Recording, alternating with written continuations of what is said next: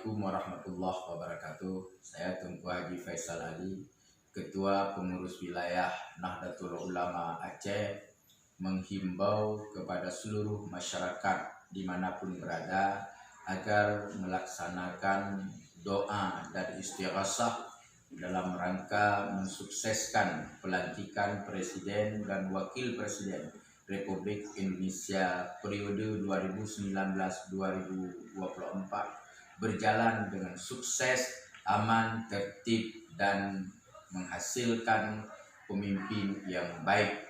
Dan kepada seluruh masyarakat agar tidak melakukan aksi-aksi yang tidak bertanggung jawab dan tidak melakukan kegiatan-kegiatan yang bertentangan dengan norma-norma sebagai bangsa negara kesatuan Republik Indonesia. Silakan menyampaikan aspirasi dan pendapatnya dengan cara-cara yang baik, cara-cara yang konstitusional dan dijamin oleh negara kita.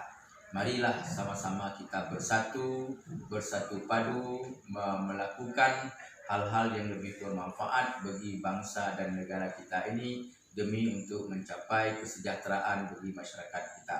Demikian, Assalamualaikum warahmatullahi wabarakatuh.